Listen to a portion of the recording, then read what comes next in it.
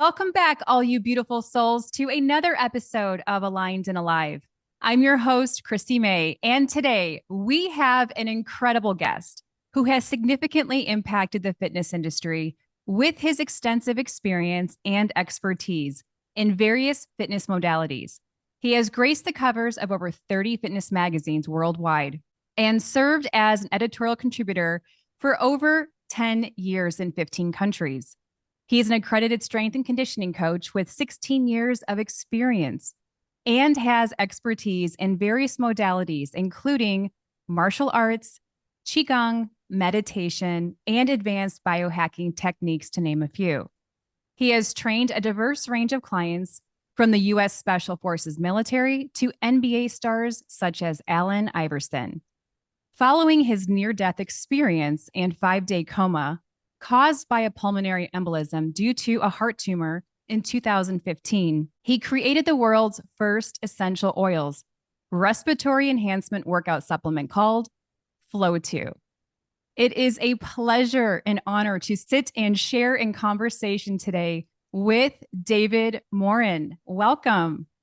Oh, wow. That was so sweet. And that was the best introduction of my past I have ever heard. Thank you so much, Chris. Yeah, it's an honor to Thank be you. on the podcast. Thank you Yeah. for being here. I'm just so grateful to sit and just let this flow as we talked about. There's so much to dive in. I mean, you are just a man of so many multiple skill sets and diverse background. I mean, your story is incredible. So, would love to start there. Where you're from, your journey, and just to get to know a little bit more about David.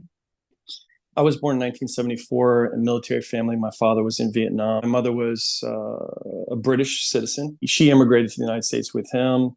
We were stationed in Germany when I was born. So I've been exposed to the typical military brat lifestyle growing up on Air Force bases, kind of questioning the whole thing. Like, what are we doing in Germany? What are we doing in all these countries, right? With all these bombs and weapons and stuff. But, I quickly kind of learned this kind of way of adapting to my environment at an early age, which kind of really dovetailed into being an athlete and a trainer and all these things. Because every 3 years we had to move. So you find yourself in this thing. You're like, you got to say goodbye to your friends every 3 years. You have to make new friends really quick. So your social skills, your adaptive qualities, your ability to integrate and to align with different social groups kind of gets more advanced, I think. Exposure to cultures, different cultures. That kind of is what led me to living this kind of unique kind of path where 20 years ago I decided to just go off on my own and not work for, I used to work for a big financial group for auto dealers. I was during my marriage of 7 years with two kids. It was super stressful, of course. Anybody who's been in the financial world, it's just when you break everything down to numbers, it's basically you're crunching yourself all the time. Oh, yeah. I can only imagine. I mean, that's two totally different worlds you're coming from. One where you're just on full stress mode 7 days a week, nonstop, can't turn it off, to now this peaceful, if you will, next journey of yours. Yeah, I mean, I think that peace is relative to the organism's ability to kind of master the stress response.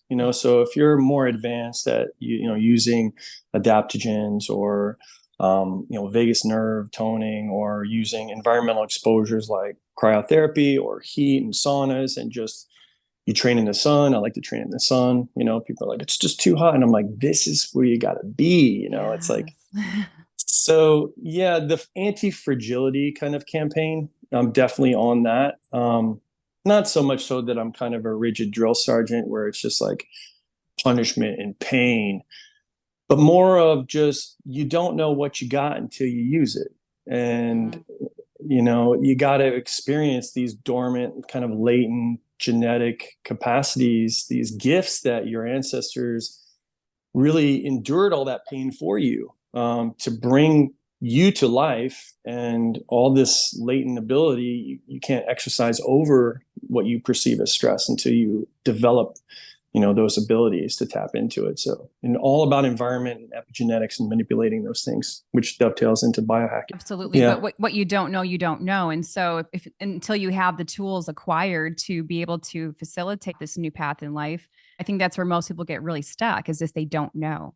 And so that's why we have people like you on to help guide that, because I feel like more than ever before, at least I feel as a collective, people are searching for something more, something deeper, more significant, rather than a superficial quality of life. Would you agree?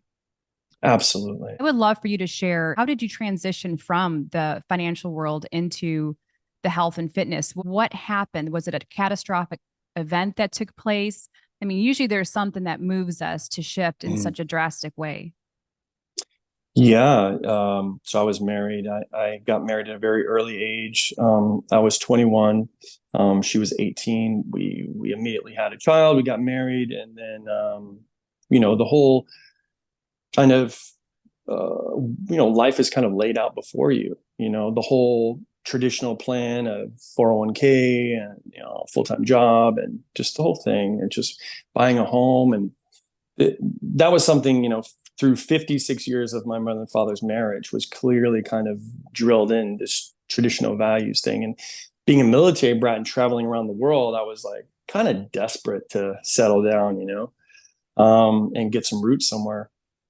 So it all came to a crash when I was just spending too much time. I think the inherent kind of more is better mentality at a young age was just really like, yeah, like bonuses and vacations. And my goal is six figures by the time I'm 25. The whole grind, keeping up with the Joneses, led to a crisis in communication with my ex-wife. And you can imagine, as a young woman, not really having an opportunity to go to school, to complete college, to have kids at an early age, to not have a career, no sense of purpose except, like being a mom and a wife. For some people, that they have to live life to find the value in that. So that was kind of the crash, the resentment, the anger of not being able to understand, hey, like, you can't control people, you can just control yourself. So in the midst of that crash, I remember I sold my home, and I just said, I never stepped foot in a gym. I really thought it was hilarious. My ex-wife was in the gym all the time, and she actually met a guy named David during our separation. So it was really weird. He was this super buff guy. And it was like, oh, that's what you want? Well, I'm going to be that guy and better, kind of thing, which, I tempered along the way and learned to incorporate the healthy side of that. But, this whole idea, I sold everything and, tried to eliminate all the debts and then started over. I remember I was homeless for 2 weeks, and that process of finding a new place and, selling, packing everything up, there was a gym that was kind of close to where I used to live, and they had this amazing like spa and bathrooms and showers and all this stuff. So I said, well, you know what I'm going to do? I'm going to sleep in my car for a few weeks until I get approved for a new apartment. And then I'm just going to join the gym. And so that was it. I really kind of paid my dues in that respect of living that from the ground floor, rebuild yourself. And I quickly understood how I could, through sheer will and discipline, mediate and navigate through these negative feelings of like, projecting or blaming someone else, or just feeling like I was, inadequate, or the resentment that I had, or judgment. I could just go, none of that's serving me. What's serving me right now is just breathing and exercising and bettering myself.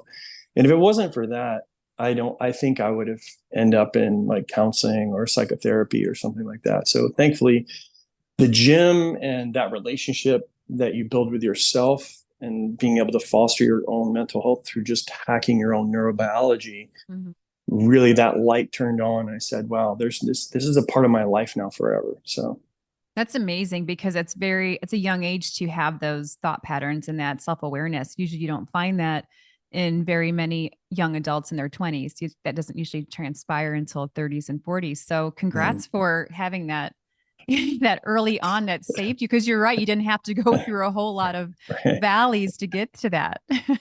Yeah, congrats on crashing and burning at such an early age. I mean, think Got about it. you gotta laugh because it's just there's so much that we can hold on to fuel.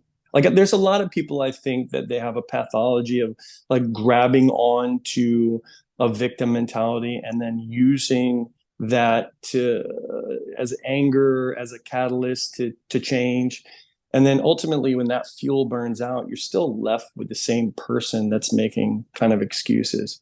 Right. So extreme accountability is definitely necessary to glean the lessons of what is it that I was unconscious about me that wasn't facilitating and fostering a healthy relationship with my ex. So those were the revelations that once I got through the transformation in the gym, I started really accepting about myself and really, okay, you made yourself look better and feel better. But the deep work is realizing what is it that's unconscious about me that as the leader of the house and trying to create the environment, holding the space that would allow my wife to express her discontent with where she's at. I could have done a better job. It's easy to look back and criticize, but I think these lessons of introspection and reflection are very important moving forward because a lot of people, they refrain from doing that inner work, and I think it's really important to kind of let go. A lot of opportunity to grow. I've got a lot of things that I need to check on my own list. Right. So yeah. Well, and that's the whole point. I mean, it all comes down to choice, right? You can either choose to make an excuse or find a solution. And you obviously chose to find that solution so early on and heal, so you don't repeat the pattern, which is the most Mm. important part of it. And setting a great example for your kids. I mean, that's huge too. They're watching all the time. So as you go through this transition, is that when you really started diving into fitness as a career now? Yes, I mean it was a difficult transition. So I was making six figures in an industry that just provided a great lifestyle, and so I had to pivot really hard.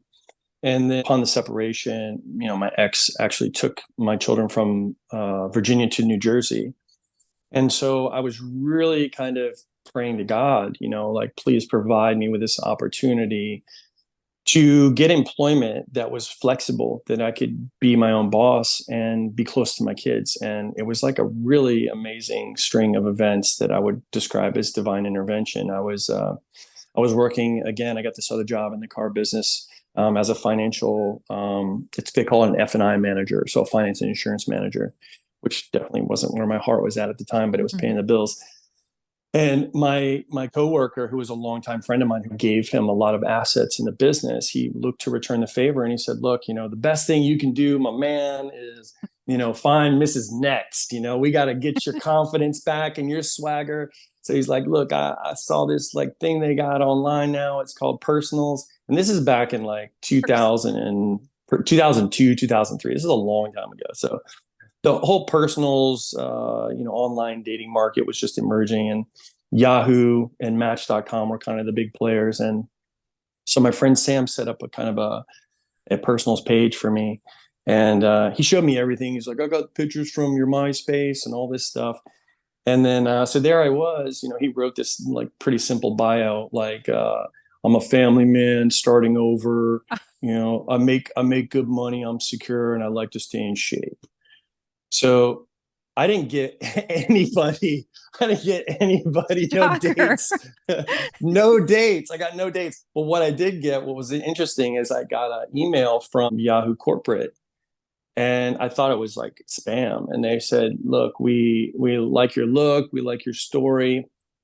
We would like to consider you and interview you for some of the banner ads that we're going to roll out for Yahoo Personal." So eventually I did get the job. This is shortly after I prayed about finding some way to be closer to my kids because there was a huge separation anxiety there, not being able to see my sons. I ended up flying to San Francisco, booking this job. I was one of there were 10 faces. I became one of the main kind of banner ad guys. Well, that's when things started changing. I started getting all kinds of dates, that like requests for Right. dates from random people, taxidermists in Missouri, and different very interesting people. Then I got a phone call about 2 weeks into the campaign. I was sitting at work, and I got a phone call from this 212 number, And this guy, he's like, yeah, I'm an agent. I represent, R&L models out of New York City, New York, New York. And we're the premier kind of sport male model agency. And like, I saw your banner ad and I clicked on it. I got your information. I hope you don't mind. And they said, we would like to fly you to New York and discuss your future. And at this time I was like 27, 28. And I was like, the typical thing. It's like, oh, my teeth aren't perfect. I've got a scar here. Like, who am I? Like the whole, I belong in an office, like doing a job I don't want to do, feeling like a loser, and I remembered, I asked God for it. So I said, you know what, like, let me just go with the flow, and give it a shot. And it was crazy. It was absolute, just complete synchronicity and trust in the universe's kind of plan. Because shortly after, I realized that the gentleman who was the agent provided housing there was a 5-bedroom house, and he had 4 guys living there. He's like, yeah, you have your own room, your own shower, that type of thing. You pay $500 a month. And it was like 3 miles from where my kids had moved. So it was like, wow. Yeah. Yeah. I Yeah. mean, there you go. There's Yeah. confirmation. That's how your fitness modeling started, from a personal ad. Yep. So from there, I was like 20 minutes outside of the city. So I'd take the train every day. And this is before, phones and like digital cameras. You had to go meet the editor-in-chief of Men's Health magazine, so I could be the little guy who shows you how to do farmers carries and things, and do editorial work and when you got a handshake and you had a 35 millimeter camera that was set up where you just had the contact sheets, every time they take a shot, they pull a small contact sheet and they'd say, all right, we got to do it again, but this time your leg has to be here. It's like, it's easy. It's so easy now. Photoshop and everything. It's just so easy. These people don't realize. But yeah, that began 3 years of just living and working in New York City. And the old song, it says, if you can make it there, you can make it anywhere. And so I beat the streets in New York, and I was living the American dream, knocking on doors, making connections, getting jobs, working for myself, paying the bills, being close to my kids, and just making the best out of that situation, which really did pave the way for a bright future. Yeah. Yeah, trusting the process and just going all in and facing your fears. And it's really that simple, but it's not. I think we all complicate it, because trusting the process, we don't have any control now, right? But that's where the magic happens. That's where the miracles take place, when you can just open up and let go and detach. So, wow, what a way to start your fitness modeling career. See, it wouldn't have happened if you didn't transition from your last relationship into that. That's very true. And it was a gift that really my ex was the one that was involved in training, and she got with a guy in the gym. I took that as criticism, but I embraced that in criticism. I embraced that. And I said, I'm not going to run away from this opportunity to learn from my mistakes, and taking care of your health is a big deal. I looked at the general application of what was being presented, not the specifics about the guy's better looking or a better body or all these things. I was like, look, there's this energy to people that are fit and capable and confident. Just don't show up and pay the bills as a dad. You got to be the one that's out there, chopping wood and carrying water and do the things that you're supposed to do, So. Amen. I wish more men were like that nowadays. It seems like we're going backwards. Yeah.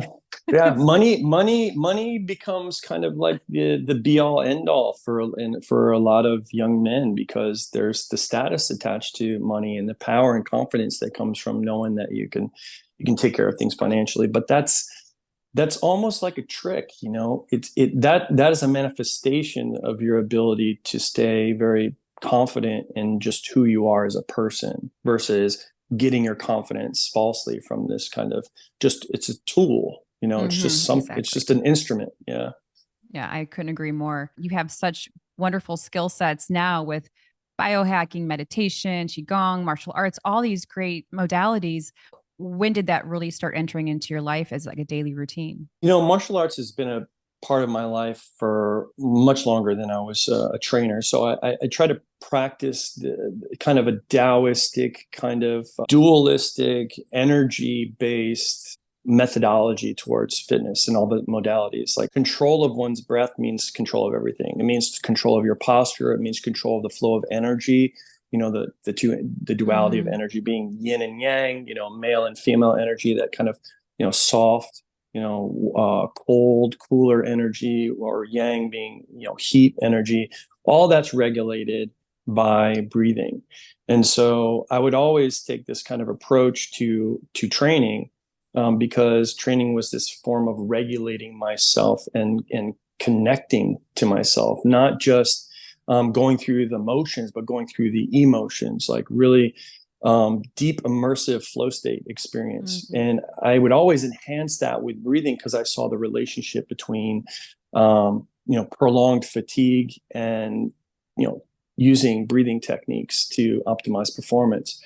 So breath work and martial arts and meditation were always this way to kind of re-regulate myself and recover and all these things. But all of that really didn't come back into my life with such focus until in 2015.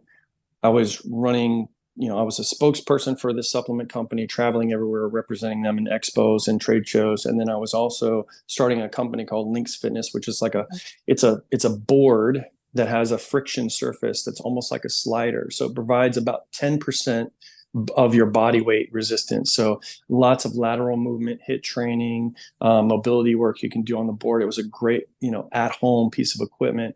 And so I was building out all of the exercise routines and all the social media kind of stuff. And then on October 4th, 2015, I came back from Brazil a couple of days. And I remember I went for a run and I came back. And the last post I made on Instagram was really strange, was I posted of the run. I did a quick post and it says, some people say they'll believe it when they see it, but I say I see it. And so I believe it. So that night, I was induced into a coma. I quickly realized after taking a shower after the run that I just had like the typical onset of like bronchitis, a lot of water, like phlegm. It was just very different. It came on very quickly. I thought I had like a viral infection, an upper respiratory infection. And then it quickly cascaded into like labored breathing, hot, sweats, coming in and out of consciousness. So I was rushed to the hospital and induced into a coma, where later I was diagnosed with a pulmonary embolism. And then they discovered that I had a tumor in my heart. And so that 4 days, from the October 4th to October 9th, so that's 5 days technically. Yeah. So those 5 days were like taken, they were completely taken from my life. And the process of starting over and coming out of that coma was extremely interesting, profound, almost psychedelic, very just earth-shattering evaluation of my life. Here I was like 39 or something like that. And it was like, it was absolutely just madness. You're when people were talking about the COVID crisis and people were talking about being separated from their loved ones, and they were talking about being like the disconnection between the good intent of healthcare workers and the actual trauma that people that are being treated experience. Because I was held down by 5 people and I was like, just give me oxygen, I can't breathe. And they were like, we're just trying to help you, just calm down. And then, they're shoving an intubation tube down your throat. It's like, that is PTSD. It's like you're drowning, and people like your best when you were a kid and somebody's like holding your head down. It's like, yeah, but it's not a joke. It's like, so, my lights were out and I was on a respirator, and I have all the pictures and videos. My ex-girlfriend was there at the time. My sister flew down because she's an oncologist and she was just familiar with informed consent, and she just didn't want anything to happen to her brother. So she was kind of filtering the diagnoses from multiple physicians, just saying, here, what are his options? What drugs are you going to put him on? All this stuff. But what was very, very strange that I can't, there's no rational explanation for these kind of phenomena was I saw myself above myself on October 9th, which is my birthday. And that's when I extubated myself. And so, here I was, I was in the hospital. I saw myself as, I was disembodied consciousness. I saw myself in the bed and I could see people in the room. I could see everything. It's like almost exactly how these people describe these near-death experiences, where you're just kind of disembodied, kind of etheric energy that you're just out there, but you still have awareness. You still have faculties of sight. And I don't know if that's some type of residual kind of vision, or I don't know what it is, how to explain it. But I quickly jumped back in my body and extubated myself with such like precision and technique that the doctors were like, you could have torn out your vocal cords, because that intubation tube's really strapped. It's plastic apparatus. It's strapped to your face so tight because obviously it needs to stay in place. And so I just ripped that sucker out so fast, and was like, the will to live was really strong. And then a series of events after that, shortly after regaining consciousness, were just really mind blowing. Like, I had my phone in the corner that was plugged up into the wall. And I tell this story, and like some people, they're like, oh, okay. But I had two witnesses the entire time. I had my ex-girlfriend and my sister, and my phone turned on automatically. And I just said, I don't know what's going on. It kept doing ding, ding, alert, alert. So I told my girlfriend at the time, just, can you turn it off? And it turned back on by itself again. So I'm thinking, I'm trying to have a conversation. It's like, this thing's distracting. What's going on?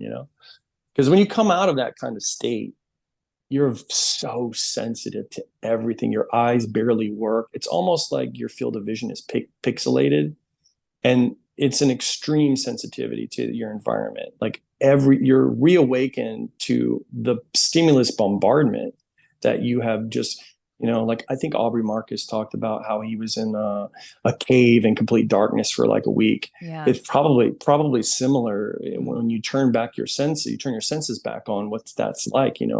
The phone would just give you a headache. All the lights, you're just resensitized to everything. So anyway, my phone turned on like 3 times. And then all of a sudden, I just said, just leave it, let it turn on. And it had the fingerprint security. So it was just opening up by itself.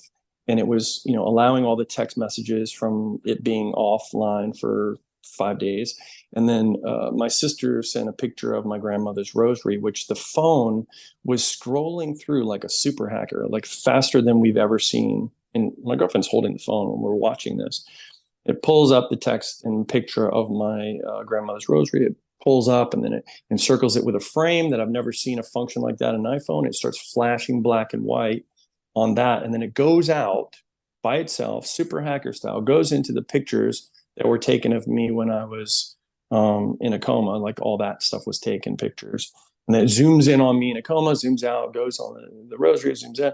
And we're like, whoa. And then all of a sudden the doctor walks in.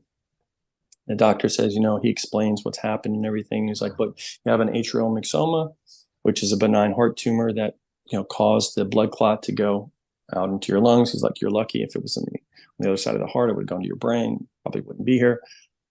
So then he's like, but we need to do open heart surgery. I was like, whoa. So, that's hard recovery. Open heart surgery is literally, cutting your heart off, right? Just shutting it down, cutting it open, removing a tumor, sewing it up, jolting it back on, sewing you up, and hopefully it works out for the best. Yeah, I was pretty healthy at the time, but it's like they're kind of like, oh, we got a live one, and we got a new guy who just came out of med school, and he's got all his theories he's got to put into action. And I'm not downing anybody in the medical field. They have tremendous respect for their degrees and their skill sets and just the discipline, devotion they have to saving lives. But obviously it's a business to some extent. So they do look at it that way. So immediately after I get, this, are you going to get the surgery? Everybody walks in and goes, so what do you think about the surgery? And I'm kind of like, I just woke up from 5-day coma like 20 minutes ago. Can you leave me here for a minute? It felt, somewhat predatory, but I guess since they've never been in a coma, they probably don't know experientially what that feels like. Shortly after, my phone turned on again, and it dialed this random number. This woman that I haven't talked to in many years, her name is Barbara. She used to be a former client of mine that I used to personal train. It dialed Barbara for some reason. And so I told my sister, just turn it off. And then I started trying to contemplate, why would my phone randomly dial Barbara? So I called Barbara, and come to find out, she had just recently started dating, and I hadn't talked to Barbara in years. She had just recently started dating a cardiologist. Oh my God. And and so I was like, wow. So I talked to Barbara and she put me on the phone with Dr. Dean Roller, who's a cardiologist in Florida, in Miami. And he said, send me the EKG. So I sent him the EKG and he said, look, you can definitely see there's a tumor, there's an atrial myxoma there, but it's not a death sentence. You should definitely keep an eye on it, see if it grows, and we can run some further tests. But I think your best bet, if you want my opinion, is get yourself, healthy and recovered, and then we can check in a later date. So I was averted by some mix of technological, spiritual, whatever. Mm. I was averted this whole calamity of open heart surgery and the whole thing. It was just that right there just really blew my mind. It No blew my kidding. mind. Yeah, Oh yeah, my yeah, gosh, it's unbelievable. yeah, yeah, So are in your faith, are you a Christian? Is that correct? yeah, Okay. yes. When you left your body, do you know how long it was? I mean, was there time frame? Did they say how long it was, or was it just a moment and that was it? No, so I was in that coma I was induced on the 4th and then I extubated myself on the 9th. So it was on my birthday that I came back and everyone was like, wow, that's interesting. Like you were literally reborn. But in the span of my own perceptions, it was much like falling asleep and there was no concept of time passing. It was just one moment, it was like a record skip. The needle just went from click, click, and here it is 4 days later. And where did those 4 or 5 days go? Who knows? But I was back and I was like very just aware of what happened. I had full recollection of the events that led me to that moment, but somehow I was in between the worlds where I Mm-hmm. was a little more energetic and a little less physical, I think. And maybe my conscious mind was accessing my contacts and just making all Mm. this stuff happen. I mean, I can rationalize that if I don't want to put it in the context of a theological frame, but I could definitely say that something beyond my own awareness was kind of giving me a pass, I guess you could say. So you didn't flatline at all. It wasn't No, like, no, okay, no. got it. I did go. I didn't go into cardiac arrest, but they did. I was what's called septic. So they gave me a 50-50 prognosis on October 7th. So I had renal failure. So they had to put me the kidney dialysis and all that, and on all of those machines. Altogether, I had 14 kind of things all in me with a heart monitor needle that went under the pectoral major that was just watching the heart constantly. But then they had to give me sodium bicarbonate because my organs were failing. I was dying. Mm-hmm. So there was never any flatline cardiac arrest, but there was definitely all the symptoms of just being somewhere else and Mm-hmm. experiencing nothing, but at the same time, kind of like disembodied, just hanging out somewhere. Where are you? I don't know. Were you And scared? Was there any fear in that moment? there was fear when I was being induced into a coma, for sure. It was more of a just a reaction to being forcefully kind of induced. Yeah. But after I came back, no, there was no fear. In fact, I had prior to that event, I thought in my mind I had less fear of death. I had Mm-hmm. like, no, I've lived a life and I'm okay. And the existential questions I've asked, I'm like, I'll be all right. But then I realized it's like, man, I've got so much more to live for and so much more to do. I don't want to go anywhere anytime soon. So I've got a healthy kind of fear for death. I don't avert things that challenge that, but I also understand it's kind of like those things are there for a reason. Like you have to be able to be situationally aware of things that are potentially very dangerous, not just thrill seek. Right. So that you're only 39 years old when this whole incident occurred. When you came back into your body and you had this new lease on life, did you now operate completely different from a different mindset? I mean, did things just literally like your whole life just change from that very moment? Yeah. yeah, that was just, it was a huge shift in terms of stopping and smelling the roses. You know, I spent more time with my kids. I focused more time on just enjoying the simple.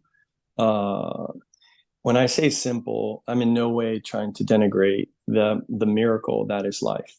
There's so many things that I perceive now differently from, just the fact that plants make carbohydrates out of sunlight, like all these, it's like all of these things that we think are just like we were born into it. So we don't have the level of comprehension in terms of the systems and the length of time, long spans of time for us to live in this world of abundance. Like all of that realization really came hard. All of the sacrifices that our families make for us, the generations of, and this epiphany of understanding, like none of this would exist without love. I mean, what we have in the world, like look at the potatoes, for example. Like I've gone to Peru, and there's 60 different types of species of potatoes, right?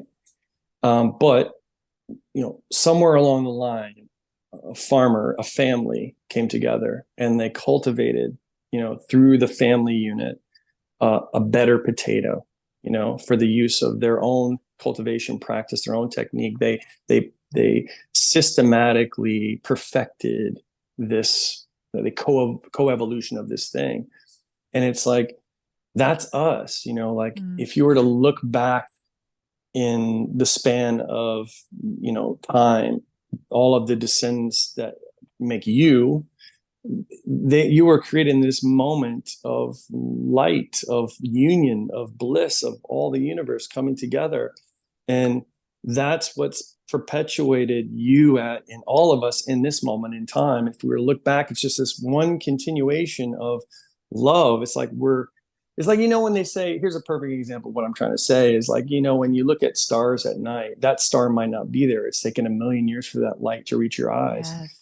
But every human being is the same thing. Like when I look at you, you are the millions of lives that have led to you being manifest, being light right here in this body that you're in. So it's like that kind of, these kind of epiphanies were kind of like, whoa, Woo, I love it. Yeah. It's so true. You don't hear many people talk like that, right? Such a layer of life and looking at it with a different lens and the purity of it and the beauty of it, that many people take for granted, I feel, until you Yes. start reconnecting and realizing it's oneness as well. It, there's I think that there's a manufactured unawareness and there's an inherent awareness that's suppressed. And I think a lot of pain that we suffer is just a lack of awareness, If we could just be aware of the actual reality of who we are as beings, a lot of the kind of problems that we have in our lives would just kind of be peripheral noise. They are, And right? yes, Problems. they are. I mean, Yeah. so Yeah. insignificant when you hear, but I think it's all contrast, right? Like it depends on what you've gone through in your life, what you've experienced to bring out that awareness. And obviously you had that significant moment in 2015. Did your plant medicine experiences and psychedelics happen after all of that took place?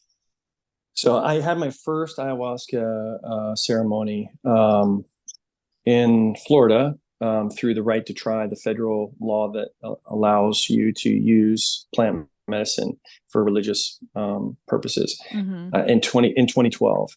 So I used plant medicine once in 2012 in ayahuasca, and it was very similar. It was very, very similar.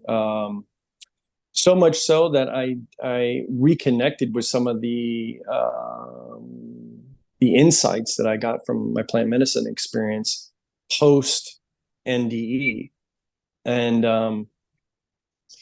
I came to the conclusion, Chrissy, it's very popular right now. Plant medicine is all the rage. Everyone wants to kind of get into that, altered state where the sensory gate that's conditioned to kind of narrow your scope into things that are just present here. That sensory gate gets blown open and you just get exposed to so much information you repressed or so much information that you're just not aware of. And I tell you, I've had my run with plant medicine, and I've asked all the questions, and I think it's going to take me the rest of my life to try to become the answer to all those questions. So I'm not opposed to plant medicine as a Christian, but I do think I'm more along the Ben Greenfield side of the argument nowadays, where you have to be very, very careful about what your intentions are. Right. Yeah, I think there is some use case for it, but I think, tread very carefully. It can lead to a lot of precarious kind of escapism. Everybody knows what you got to do with your life. You know how to make yourself feel happy. You know how to make yourself feel productive. You know how to make yourself feel, build your self-worth by doing things for others, or just, making something, giving, producing, creating.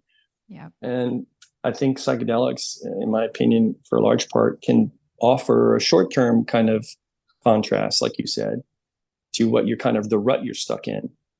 But in the long term, I think now it's becoming the fad of escapism. It's the new escape. It absolutely is. I say that all the time, that it's just the new trait of addiction for people. And, now you have everyone out there doing some sort of ceremony, and there's a lot of non-integrous people facilitating these ceremonies and these events, which is even worse. I've only had one experience with plant medicine, and that was a couple years ago. My take on it is it was an experience. I don't need it again. I've never been drawn to ayahuasca. I don't feel you need to go and obliterate yourself in an ayahuasca ceremony to get answers. That's me personally, because my personal growth and personal development I evolution has taken me places where I don't need a substance to bring that up.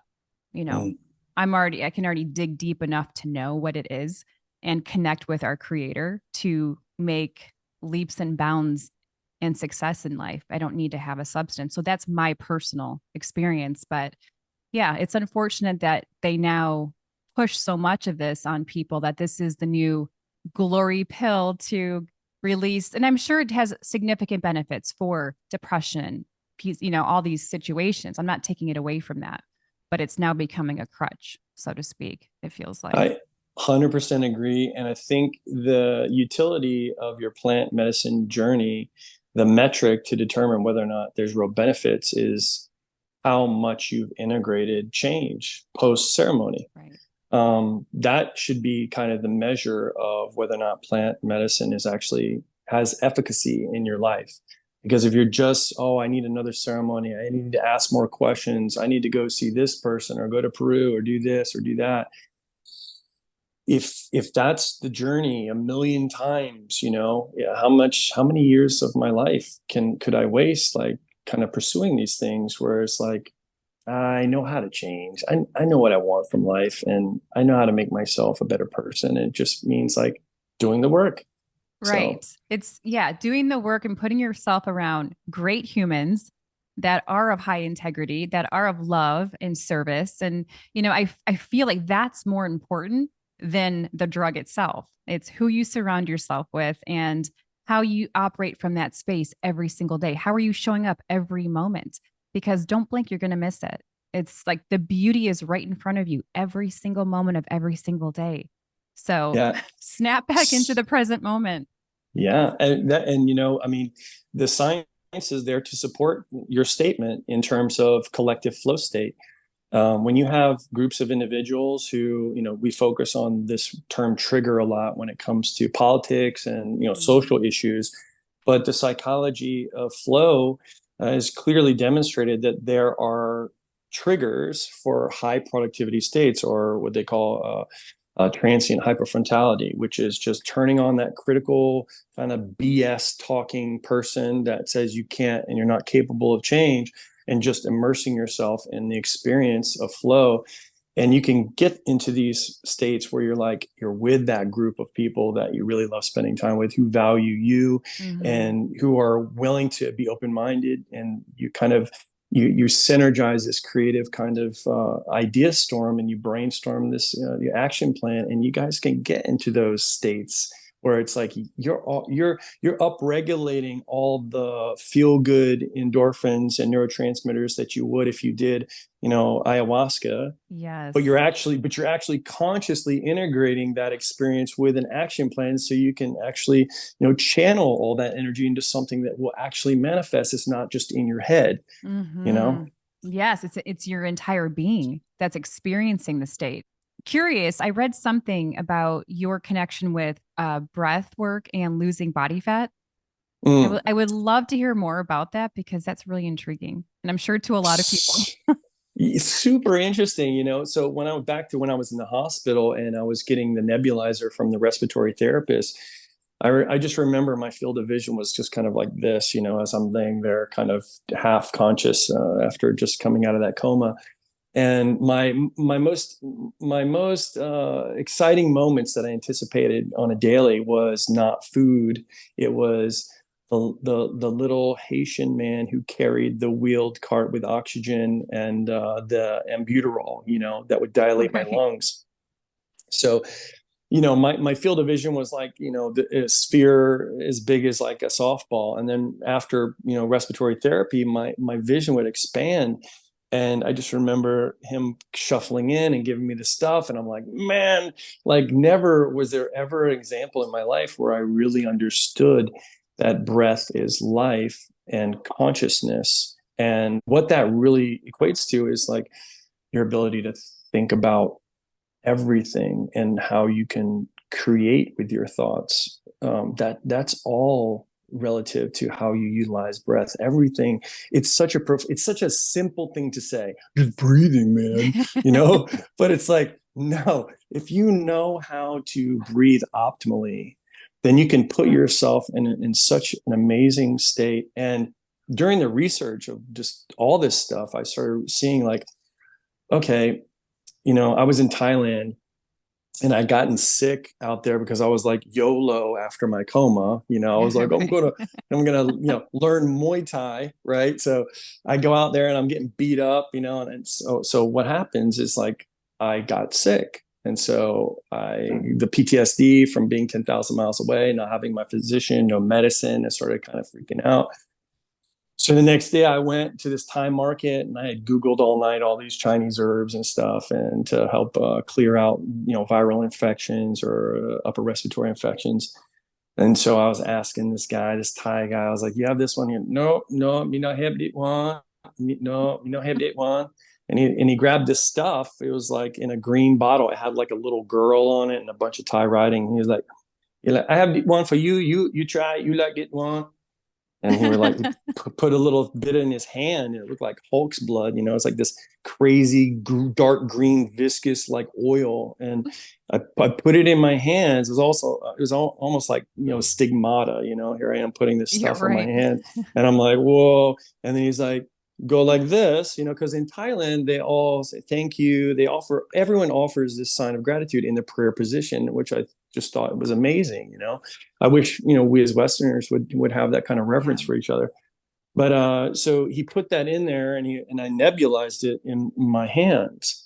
And it was like this aha moment where it was like, oh my gosh, like here I have the bioelectrical integration of yin and yang with this kind of prayer position. And I'm focusing not only in a prayer position, but I'm actually concentrating on breathing in that position and nebulizing these essential oils that were indigenous to Thailand and stuff. I had to research those things. So it just completely opened me up, and I was expelling all this sputum, and I was like coughing. If ever when I was 15, I smoked a cigarette, like that kind of coughing. It was like, and I got it all out, and I was like, this is amazing. And the guy's laughing at me, of course. So I bought a bunch of bottles and I brought them home. And during the process of trying to, synthesize and, really know what these things are, I started researching. And there's a gentleman online that did a TEDx, Dr. Berryman. So he basically demonstrated that not only is breath important to every biological function and stress response and all these things, but human beings actually breathe fat out. He asked a bunch of people on the street, like, where does fat go? And most people were saying the obvious answer is you sweat it out, you pee it out, feces, whatever. And he was like, no, you actually convert, stored fat into triglycerides, and then it gets broken down into molecules. And those molecules are largely like carbon and oxygen. So you're breathing out fat. So when I understood that, obviously you can't just sit there and breathe and lose weight. Okay. I'm going to be doing this all day. Right. But the more robust, the more toned the respiratory system is. And that's where, like, you see people who do yoga and they have just long and lean, beautiful bodies, or people that do HIIT training, they have these kind of robust musculature and they're super lean. This is a byproduct of that, oxygen deficit. When you've reached that critical point where your VO2 max, like you're on that threshold and you're forcing that adaptation, you're really drawing from those fat stores for prolonged periods of time. And I realized, wow, like this needs to be a focus for people. More people need to focus on breathing in all contexts of being. I mean, you can see it just people walking around when they're holding their bodies in certain ways. You can see the ones that are open, the ones that aren't. I can see it all the time. Everyone's in a state of stress and coping and survival rather than just being. Yeah. And just taking in what I think is the most important gift of life is breath. I mean, that's why I meditate twice a day, morning and night. It's a non-negotiable. I think the appreciation of breath, being able to just know that that's a reminder that I'm alive and I have another day of life. So let's enjoy it and give thanks. Wow. That right there. I mean, it sounds, you said it so eloquently. It sounds so simple, but the depth of that gratitude right there is what I think keeps people holding on. It keeps their wits about them. They make good decisions. They don't react. I mean, it's just, you can go on forever about it. And it's not discussed enough. It's not understood enough, but we're getting there. We're getting there. Yeah. Slowly but surely. Becoming more aware and more aware. Well, the more pain you experience, eventually that forces people to give in if you want to experience a totally different life. I mean, I know for me, that became my catalyst. How much pain can I put on myself until I finally go, okay, this isn't working. And it could be in so many different forms, right? It comes in self-sabotage and all these other things that we put ourselves through that aren't serving our highest and best good will be the very catalyst to go, okay, let's wake up and enjoy what we have in front of us because it is really amazing. Yeah. It is. I mean, meditation is something that it's been a struggle for me to do, but I try to do it myself in the evenings. My morning routine is just kind of meditating while I walk. I just walk outside and walk to the beach. But I think that is meditating. Like that's how I look at it. I don't just think of it as in a yogi position or, just sitting and seated. I feel like it's our walks that are silent, that we don't have anything else but listening to the birds chirp and the wind blow. And like, that's a form of meditation to me, or a hike, or sitting by the water, going in the ocean. That's another form. So yeah, I don't think it's necessarily hoeing and humming to experience the gift that it provides. So when you experience the island, like a prayer of gratitude. Is that what inspired Flow 2 to come about? Yeah. So immediately I brought it back to, I'm affiliated with an amazing manufacturer out here in Opelika, it's Natural Vitamin Laboratories. And they provide a lot of the health and beauty products for companies like Monet, and of course all the supplement brands you've ever heard of, Gaspari and all these things. And so I went there. I'm a good friend with the owner. I was his trainer for quite a long period of time. And I said, this stuff, is amazing. He's originally from India. So he said, I'm familiar with this stuff. It's like everybody uses that when they need to go to work and they can't breathe. And I'm like, that's what I do in the gym. I go to work and I can't breathe. It's like, this is perfect. So I was like, great. Sign And, me up. yeah. And I did surveys, I've asked people, how many of you like are, don't go to the gym when you're sick or when you have like an upper respiratory thing.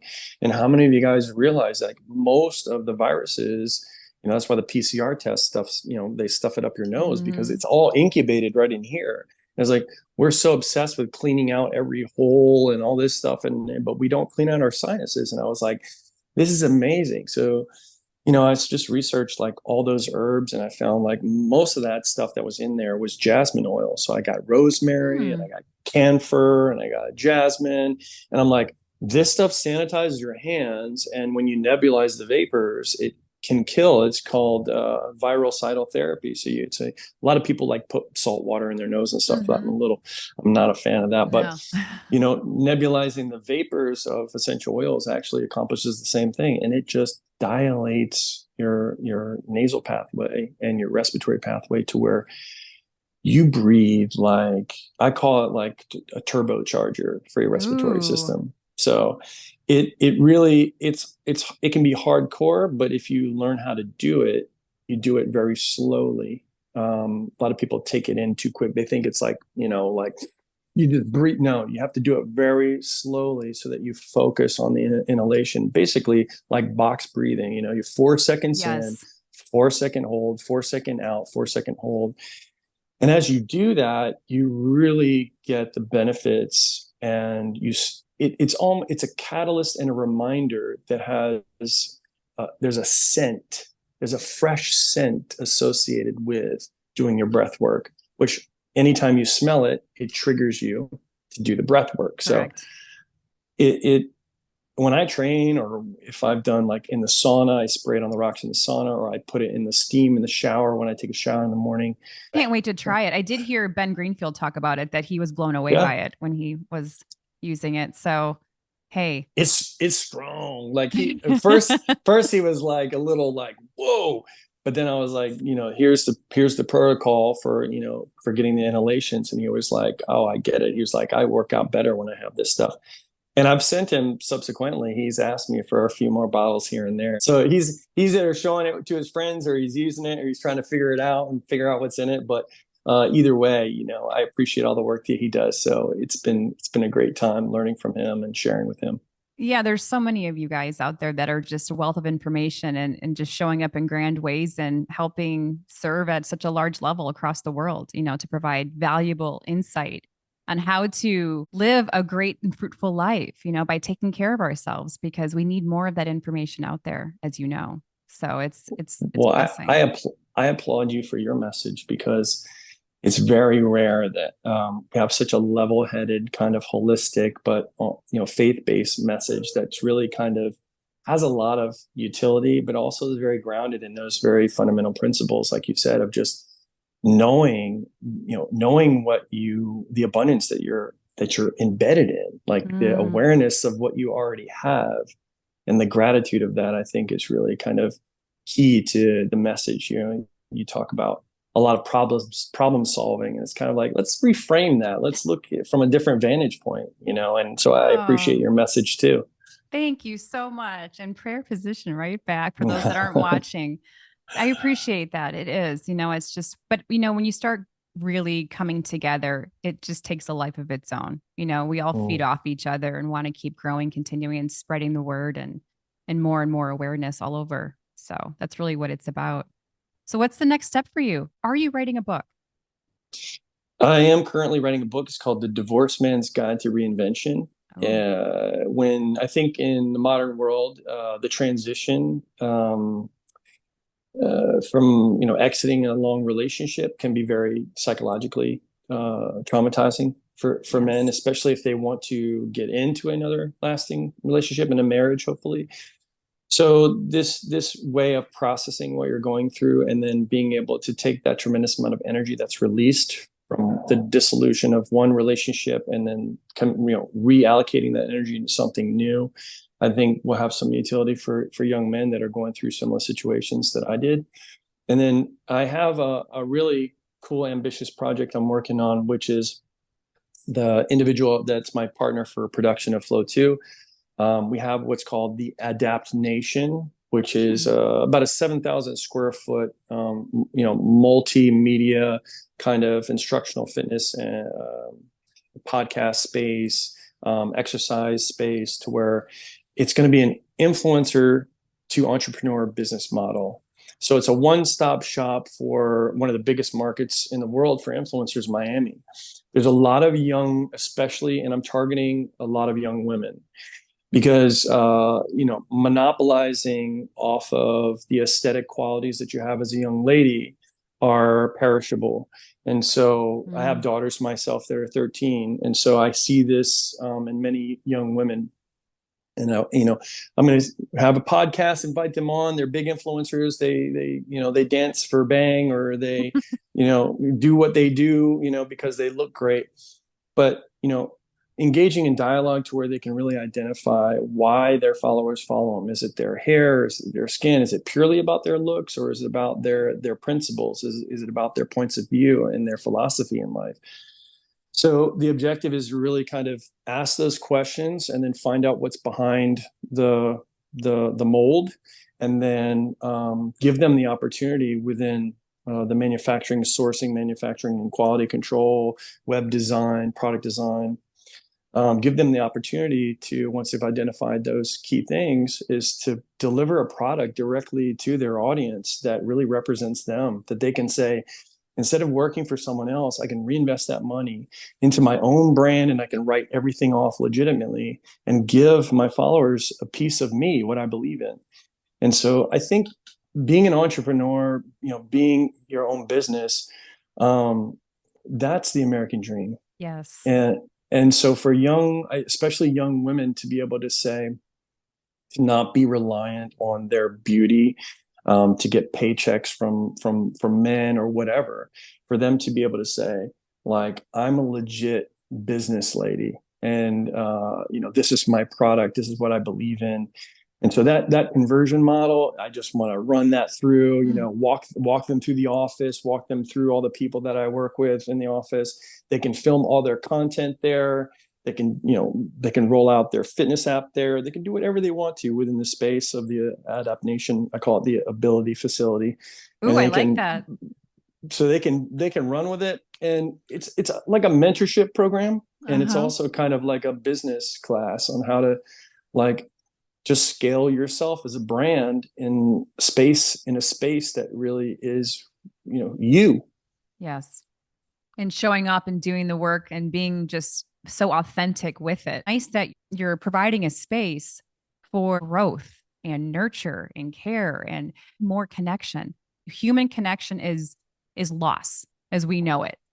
Yes. Yeah. It's compartmentalized to a binary digital representation of what really should be, a community, in communicating what is really family values. Like, young women need a positive male role model that can be trustworthy, and in the business world, you can create that where there's reciprocity between, and also, young men need to stop objectifying women, so that they can see and nurture the quality, see the actual relevance that a woman who is actually doing her thing authentically can bring into their life, and challenge them to be their best person as a man, So that whole dynamic is something that we're all trying to cultivate, even through these conversations. And I appreciate the fact that you do that as well. We've got work to do, and this is part of that whole. We're leaving these words, these insights. This is all the light that we are, and these conversations are just kind of like the resin of what our life will leave behind, and hopefully make an impact to these young lives, because freedom is not free. And we really have to recognize the qualities, the love, for the genuine love for all of us as beings, as creators. So we got work. Beautifully said. Sanitize, nebulize, exercise. Flow 2 is the world's first antiviral organic essential oils respiratory enhancement product. Flow 2 is designed to open up your airways, and restore your natural respiratory capacity. Did you know that 80% of fat is excreted through respiration? That's right. You actually breathe out fat.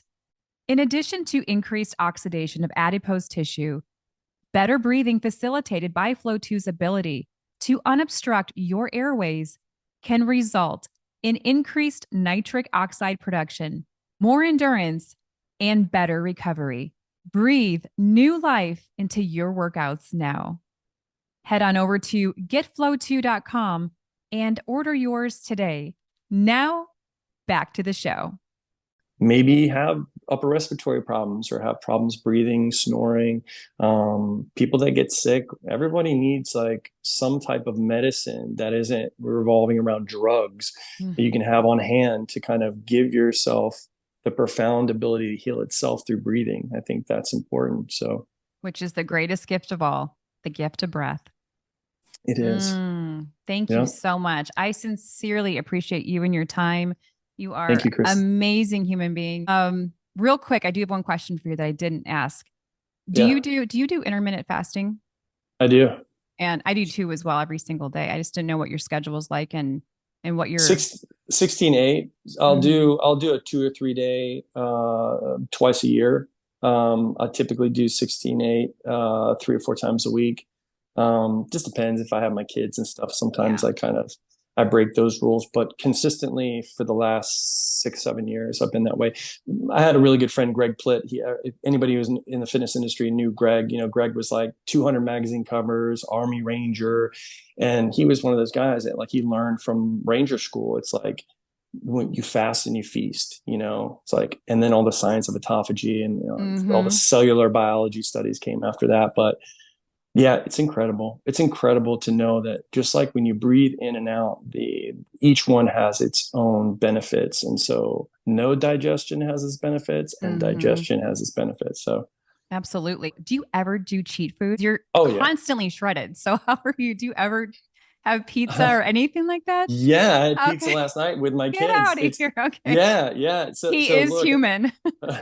I love like, Dr. Walter Longo was the one who kind of pioneered the whole fasting studies. And he had 2 mouse models, which one of the mice got to eat whatever they want to, but they were exposed to chemotherapy 4 times the amount for body weight of a human, and the other mouse group were given the same chemotherapy regimen, but then they were given feeding schedules, intermittent fasting feeding schedules.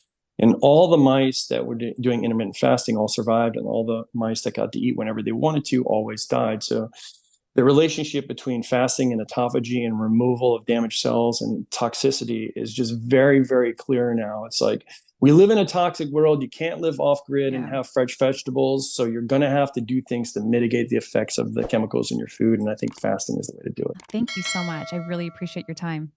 Thank you. It was an honor and just great connecting with you. Again, you're doing wonderful work. So if you haven't been told that today, keep doing what you're doing. You're doing great. Thank you. Thank you. Thank you. I appreciate that. Well, enjoy the rest of your beautiful day. It's 3:20 now in Florida.